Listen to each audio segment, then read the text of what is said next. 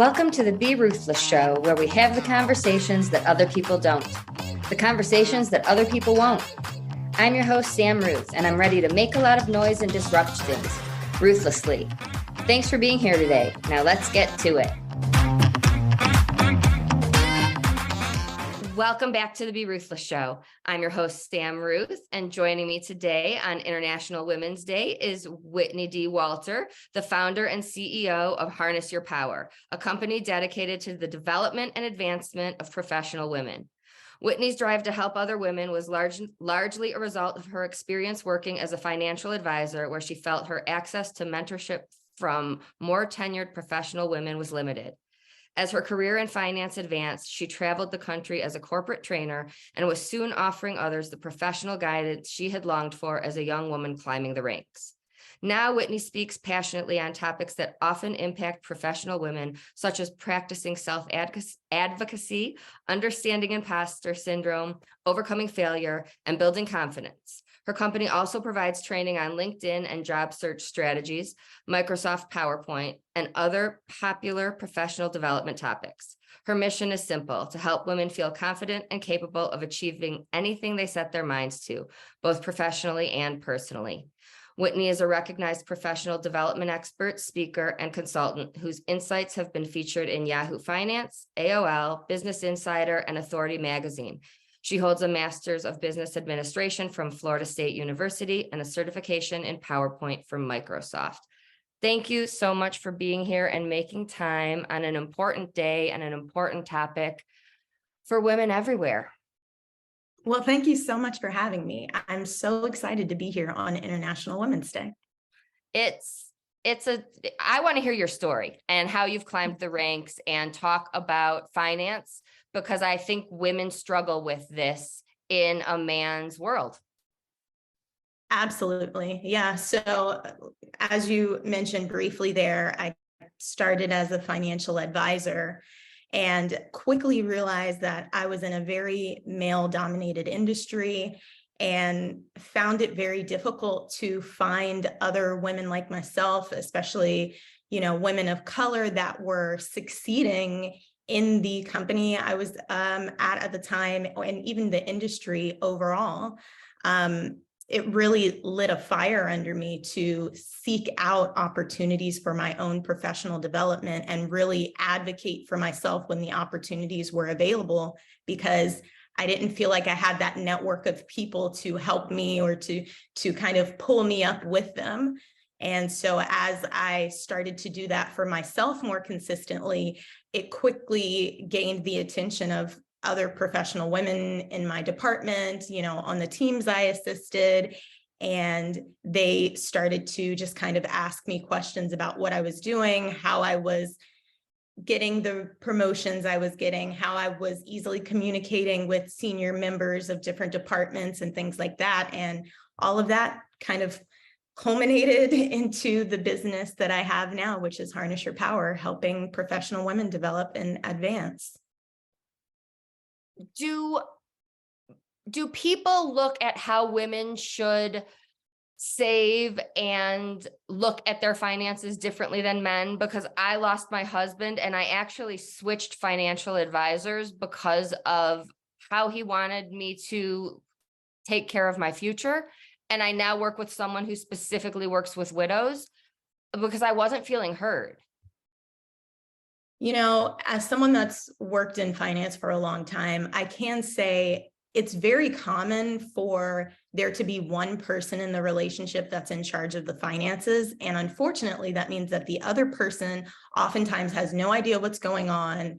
They don't know about the accounts that the household has. They don't know about certain strategies or why decisions are being made. And oftentimes that is, unfortunately, the woman in the relationship, because sadly, a lot of financial advisors tend to prefer to speak to the male in the relationship, and that rapport is built with just the male and not the female or the wife in the relationship. And so it does leave a lot of widows in that really challenging and kind of scary place where you're suddenly given a whole new set of responsibilities when it comes to managing the household finances, and you really don't know what to do. And even just my future, I was not shy about letting the world know that I was not okay. And I needed time to figure out what was next. So I was putting money into myself and taking time off of work. And I understand that was scary for me. It was scary for my family. It was scary for my financial advisor. I knew me well enough to know I was not okay to work. And, I commend you for that, because there are a lot of people that find themselves in that position and they don't recognize the signs. So you're kind of going about your life not as productive or efficient or even really just mentally there. And it can really be detrimental down the line if you do that for too long. So I commend you for recognizing it, but then also taking the steps to better yourself and your mental health. Thank you. And maybe that's being a psychologist and knowing that, but I mean, you just mentioned and I read it in your bio, you work on helping women advocate for themselves. I knew this was not working. This was a close friend of ours. It was my husband's financial advisor before we were married. I knew he wanted what was best for me and was encouraging me in a way that he thought was best, but I knew me well enough to know it wasn't. And I don't think other women in my position would have been able to say, we're going to just part ways and I'm going to do me. I think they might have listened and suffered internally. I agree with you. And I think as women, a lot of times we're concerned about other people's feelings. We're nurturing, we're caring for others instead of putting ourselves first in the really crucial moments that we need to be put first. And so a situation like you were in, when it comes to advocating for something as important as your finances, can be really scary if you're worried about how you'll be perceived or how the conversation may go, or even how to just broach the topic in the first place. So it does take a little bit of courage, but you'll feel so much more confident afterwards when you start to actively put yourself first. What do you tell women who are in really unhealthy work situations? We do have to pay the bills. We have to provide. We have to know that we can take care of ourselves, but there are toxic environments that are hurting my clients and they're suffering and they can wait it out. And think about 40 hours in an environment that you are not looking for something else. Yeah, that's a really tough situation to be in. And I think that's probably the majority of people. Most people don't have the privilege to just be able to quit a job whenever they don't feel like they enjoy the environment anymore. So it's very common to see people that stick around toxic workplaces. But there are things you can do to help make the experience a little bit better. As we've been talking about, advocating for yourself is a huge part of that, because you really have to be able to create boundaries, but not just create them, know how to communicate them and enforce them when you're at work. So a lot of times toxic workplaces include a manager or colleague or someone of that sort that is contacting you outside of business hours or planning meetings over your breaks and things like that really are unacceptable. And so you have to know how to communicate that these are boundaries that you're serious about, and you will not take someone totally ignoring them when they're that important to you. I have someone who's going to listen to this and say, you told her to say that. You told her that my boss calls me when I'm, outside of work hours. There's that tug. There's that fear of, if I don't answer, I'll be in trouble. I'll lose my job. I'll get reprimanded. And I work so hard, like we can put our phones on silent. If you were in the shower, you wouldn't see it. You wouldn't have the fear of not answering. If you were asleep, you would miss the call. But people struggle with the, fear of the consequence that may or may not happen. Absolutely. And I think if that's something that you really struggle with, it could be a simple mindset shift to help you get past it. Because you know that your boss or whoever it is that you're working with, maybe it's clients that that can't maintain boundaries. They want you to be as productive as possible. And so sometimes it's just a matter of reframing your thought and even reframing the conversation to say, hey, I want to accomplish all of the things on our list, our goals and so forth. Help me to understand what the top priority is here, because I want to devote my time and energy and effort to whatever is most important. And that may require me not to answer your phone calls during certain times. That may require me to wait a day to respond to emails, and other things along those lines. So making sure that you not only establish and communicate those boundaries, but let people know why those boundaries are going to be beneficial for all. That's a great point. And everyone learns and communicates differently. This is an era where so many people text, and I need to speak. So I was having a situation just yesterday with someone on my team, and they were problem solving. And I was like, I need to pick up the phone and talk. I cannot understand the questions. And it was so simple to just say, can we please have a 5-minute call? People are doing what works for them, and not necessarily recognizing this is creating a roadblock for someone else. That's absolutely true. And that's an example of people advocating for themselves. And maybe you're in a position where you're not even realizing that's what's happening. But if, like you did in that situation, you know that your best communication style is in person or on the phone, and if you are communicating in another way, it's going to hinder you, then you do have to step up and say, hey, let's pick up the phone, let's plan a quick meeting, however is best for you to be able to successfully get through what you're working on. How do you, if the roles are reversed, if it's someone in a lower position of authority, how can you do that in a way that doesn't invoke fear of like, I'm going to upset this person by saying, can we have a meeting? People are so busy.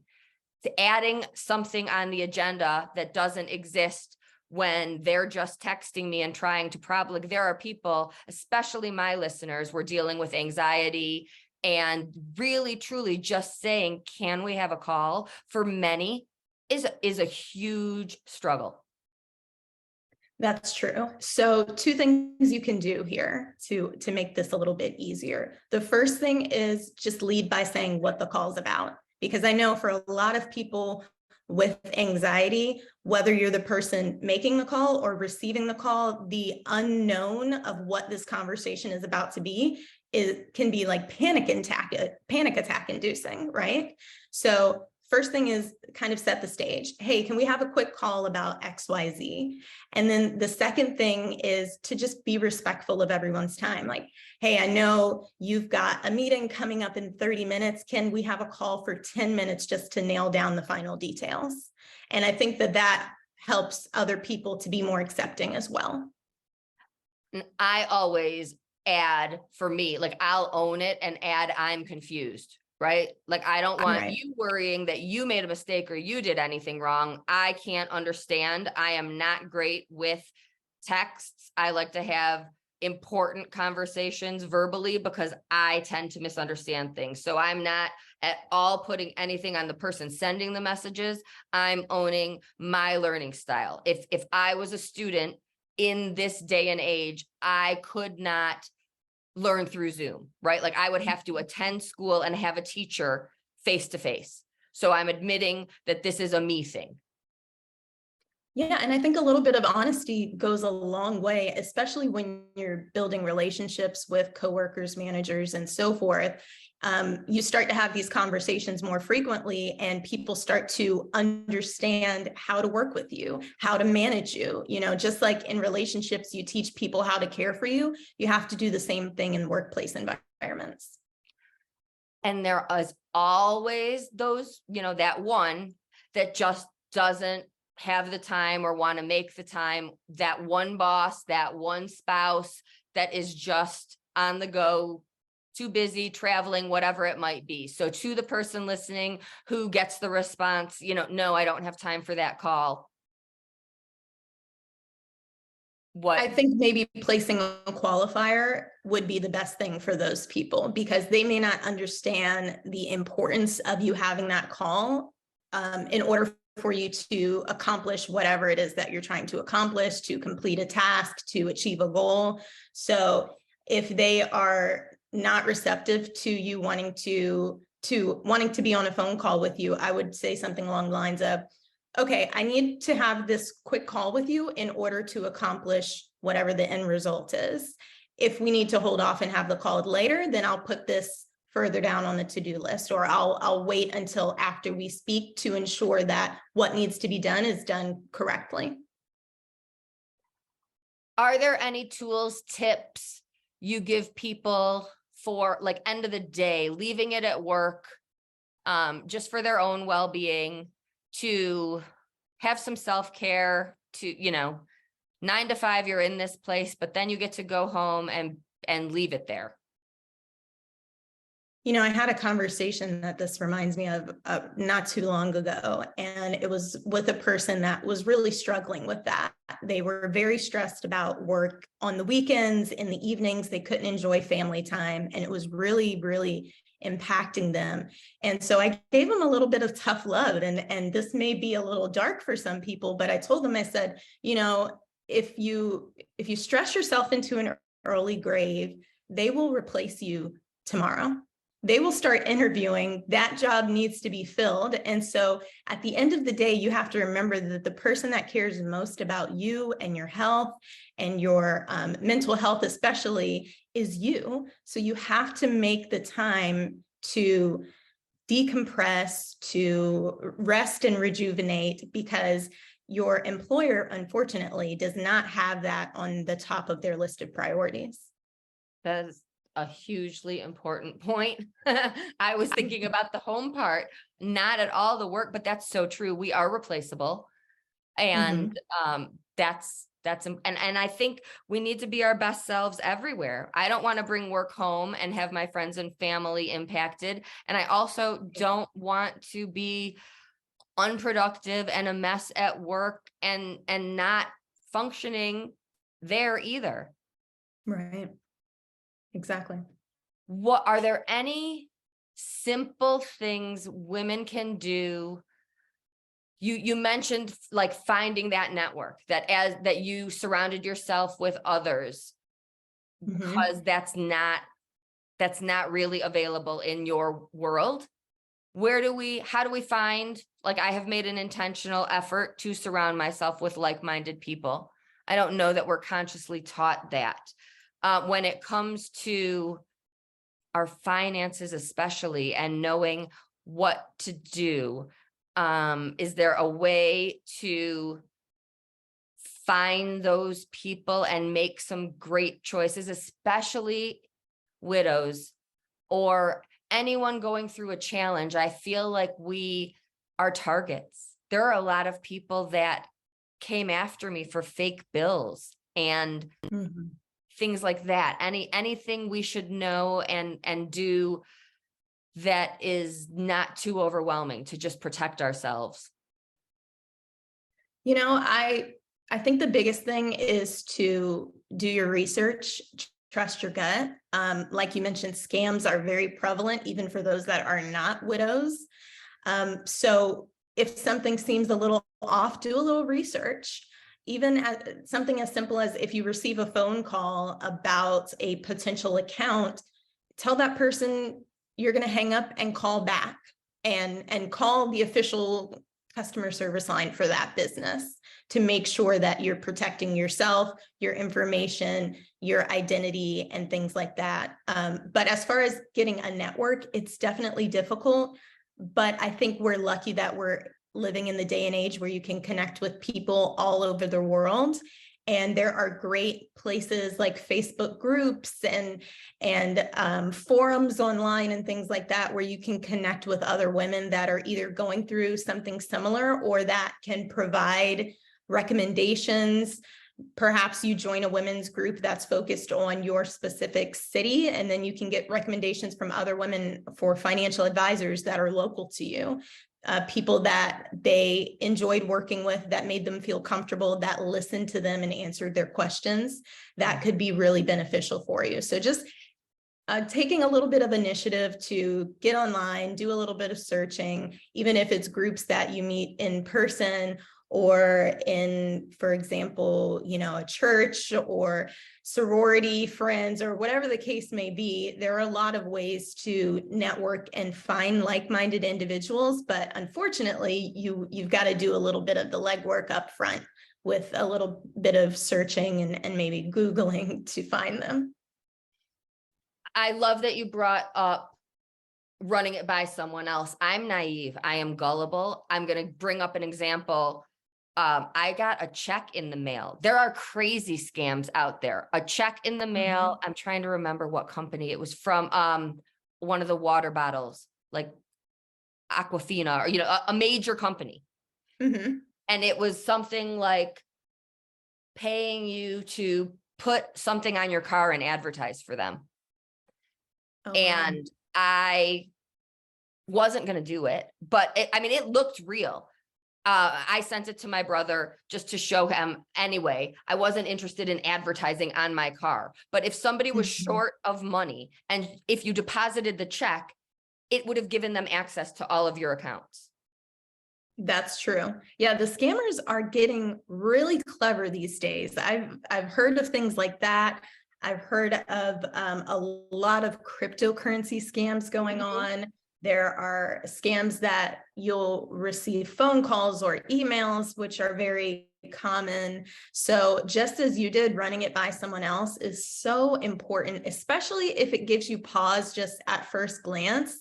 There's nothing wrong with getting a second opinion. And even if you reach out to the company or do some additional research on that company on your own, you'll never know what you could be saving yourself from.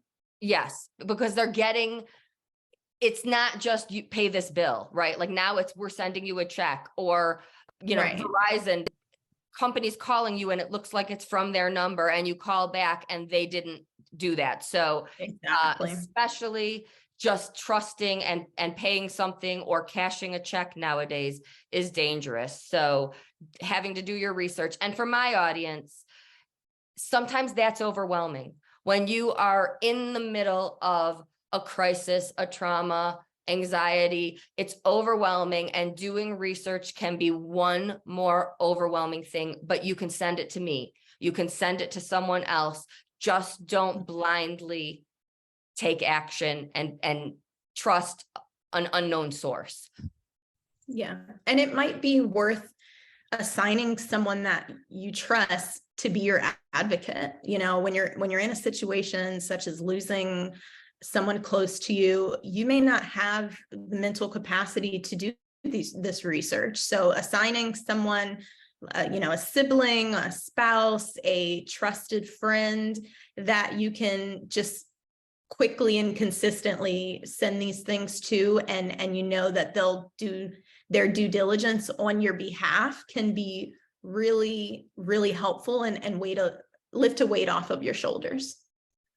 It is for me. And that's what my clients do. Like if they don't even open the mail, if it's from something stressful, they just immediately send it to me, and it's anxiety relief knowing that they don't even have to open it.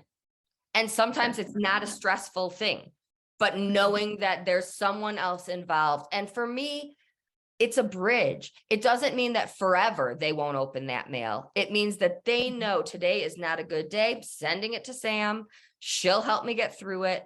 To me, that's a strength.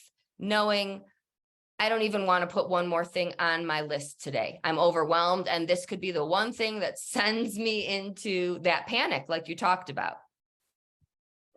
It's interesting that you say that. I was just recently talking about how resourcefulness is a skill that is often underutilized and undervalued. And so having you as a resource is a great thing for people that are in these situations. And, there are a number of resources that are out there, but if they can send it to you and speak to you about it, I'm sure that they're feeling pretty lucky to have that. If you are a student listening, this can be your favorite teacher or your high school counselor or your parent. Having someone, like I call it emotional crutches. And whoever that person is, it doesn't have to be forever. It doesn't have to be all the time, but on the days that you're just not up to par, knowing that you have someone that's going to like be your handoff. I'm giving it to you. You also get to be that for them. And how good does it feel to help someone out when they're struggling? And even if that's, you know what, I'm too sick, can you go pick up soup for me? Like we all do those things for each other. And technology is my weakness. I will never, ever be the one to figure out a technology problem. I compare it to those things. And if we were taught to hand off our emotional stress, we would have so many less panics, so many less emotional breakdowns. And we should be able to rely on people. And there's different people, right? The person I go to for tech support is different than the person I go to for I'm having a relationship problem. That's true. And just knowing when to ask for help is, I think, something that a lot of us are working on, but the more you lean into it, the stronger you will become. And although that sounds a little counterintuitive, it's definitely true. It's extremely true. And I think we also set the example and we show others, you can lean on me when you need it. And so I hope to anyone listening, if today is a day that you need some help, we're letting you know that it's okay to lean on someone, and that in doing so, you're not only helping yourself, you are helping them know that they can also lean on you. And this is important for any age. We tell our children, we tell our younger generations that it's okay to ask for help. So why is it any different? Right. Yeah, we need to get into the habit of that as adults. And, also just admitting sometimes when you don't know the answer to something. I think that's part of what makes asking for help a little bit taboo in some situations, but it's okay to not know it all. No one does. And the best thing you can do is surround yourself with people that have different skill sets and different knowledge and have had different experiences. What age should young women be connecting with a financial advisor? I would say as soon as you have control over your own finances. So if you are, in high school and you have your first bank account, it's time for you to start learning about finances. Even something as simple as, how does a savings account work? How does your credit work? If you're older and you are about to start filing your taxes on your own, how do you file your taxes? What things do you need to keep in mind?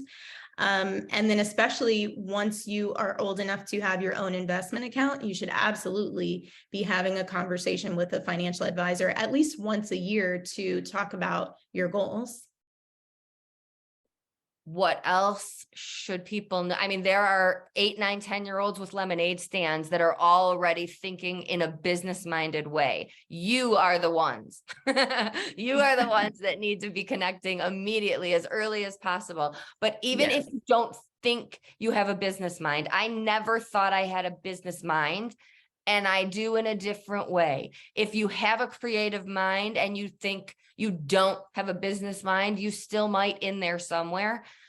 It's important. It's important to protect your future and your investments in a way. Women are taught differently than men, and it's important to have people looking out for us in a way that protects our futures. Are there things I'm forgetting that matter? Because I was late to this game. I think the best thing you can do is find a trusted financial advisor and plan to speak with them once a year at least. Be honest about what your goals are. As a former financial advisor, I can tell you that was one of the biggest hurdles for a lot of my clients, was being honest about your spending, what you're saving, if you have debt, all of these things. Just be honest about it, because your financial plan is only as good as you are honest.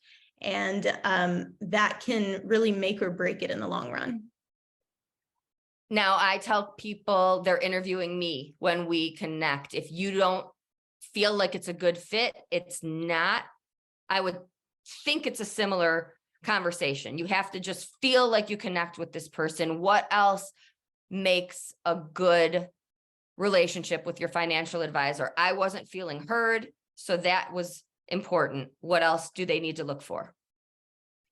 Yeah, so that's a big one, feeling heard. I would also say, gauge how they respond to the questions that you ask. Are they willing to provide additional advice? Are they overwhelming you with the amount of information that they're providing? Do they anticipate needs that you may not be thinking about yet, especially when it comes to long-term planning like retirement or medical bills, things like that? You want to make sure that this person is anticipating your needs, but those needs should be in line with the goals and personal things that you've already shared with them.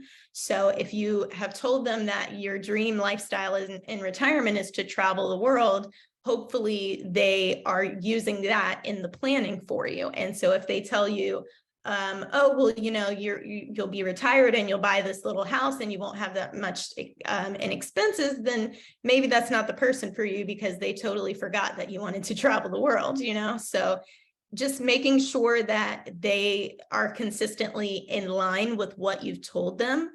And then you can also do your research. If you're exploring a new financial advisor, there is a broker check that you can do online just to get a little bit of history and insight into the person, as far as their experience, how long they've been doing it, what companies they've worked for. These are all important things when it comes to due diligence. Okay. And I met mine through people I knew. She was experienced with widows. That mattered to me. She is not in my same state, but she had enough other things that were important to me that I made that exception. Would you normally recommend someone in the same state? That is completely up to how you want to communicate with the person. So when I was a financial advisor, I was actually a phone-based advisor. So none of my clients were in the same state as me, and we were still able to develop a great rapport and relationship with the conversations that we had over the phone. So it depends on how you like to communicate and build relationships. If you're a person that likes to go into an office, shake somebody's hand, maybe drop off a Christmas card, that type of thing, then you may want to focus on someone that's more local to you. But if you are a person that's busy, you don't have time to get into the office, you prefer being able to just pick up the phone or send a quick email, then someone that is in another state may be perfectly fine for you. But I think the most important thing to know is that the location does not determine whether or not they could potentially be a good fit for you. I would do similar to what you did, see if they meet the other desired qualifications that you have, see if you get a good impression when you speak with them the first time. And there's nothing wrong with shopping around for an advisor. I think a lot of people don't realize you can call and have a conversation and maybe even get a recommendation from an advisor before you are officially their client. Mm-hmm. Yeah, I agree. I say the same thing. Check. Just like cars, test drive, check out a few people and see who's the best fit. You're no longer doing this type of work. What exactly is Harness Your Power and the work you do with your clients now? Yes, thank you for asking. So Harness Your Power, like you said, is a company dedicated to the development and advancement of professional women. And what that means is that for clients that I work with directly, I help them through career coaching. So that's everything from, updating your resume, figuring out your job search strategy, learning how to complete an impressive interview and negotiate your job offer, all the way through getting promoted and advocating for yourself at work and getting the recognition that you desire. And then I also help with businesses as far as consulting and speaking and coming in and really sharing a lot of the mindset tips that helped me to advance throughout my career. So as the topic of the conversation has been self-advocacy, I talk about that a lot. Confidence in the workplace, learning how to be a good communicator, and understanding imposter syndrome is absolutely one of the top topics as well. So I help in a little bit of a few different ways. So to anyone listening that is unhappy at work or feeling like you're not being recognized or wanting that promotion, those are the types of conversations you might help someone learn to approach their boss, get that promotion, figure out what's next. Absolutely. Yes. I was in that position in my career at one point, so I know how frustrating it can be to feel underappreciated and undervalued. And sometimes you can find a new place for yourself where you're currently at, whether that is advocating for a promotion or a raise or something like that. And sometimes it requires you to step out of your comfort zone and consider other companies. So I help with all of those scenarios. I love that. How do people find you then? So you can find me on Facebook and Instagram at Whitney D. Walter. And I'm sure you'll have this in your show notes as well. And you can also find me online at whitneydwalter.com. When you are consulting with companies, are they at all talking about mental health in the workplace? I'm just curious if we are moving in a direction with everything going on in this world where the CEOs and where the corporations are talking about well-being in the workplace. That's a great question. And the trend that I've noticed is, yes, they are talking about wellness in the workplace. It's not because they want to in a lot of situations, but it's out of necessity.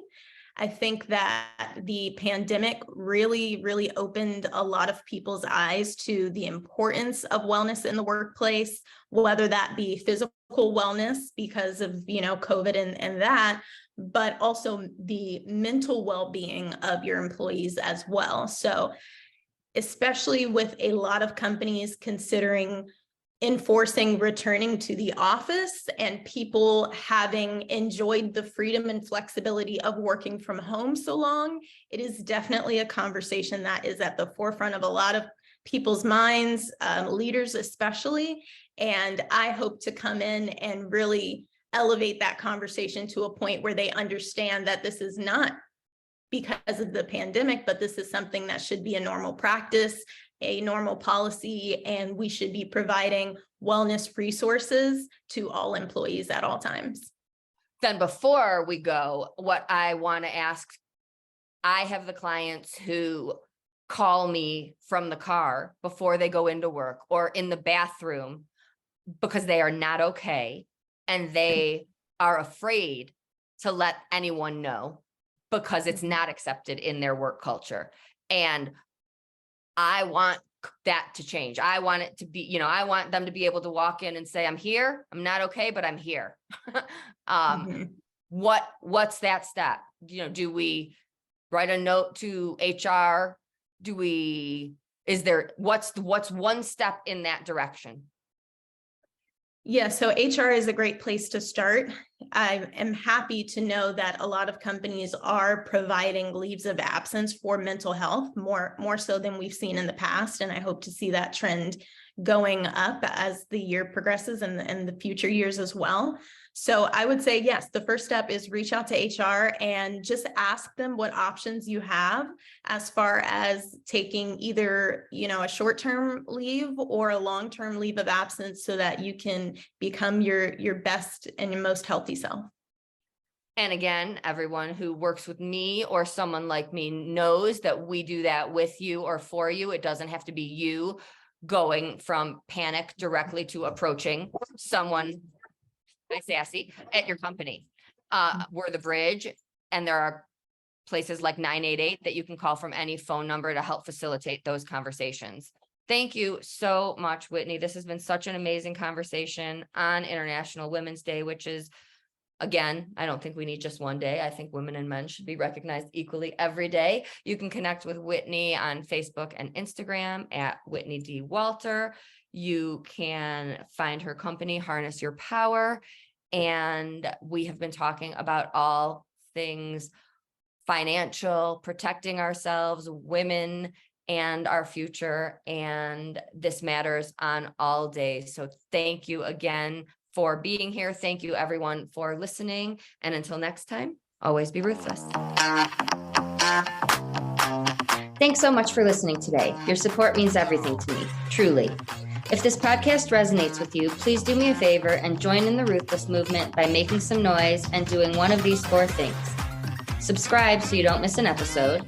Tell a friend so we can break stigmas even faster. Leave a review so people can see what you think of the show. And last, if you want to learn more about me and be a part of the Grief Hab community, please head on over to the Facebook group. We'd love to have you. Thanks again for spending your time with us, and see you next week.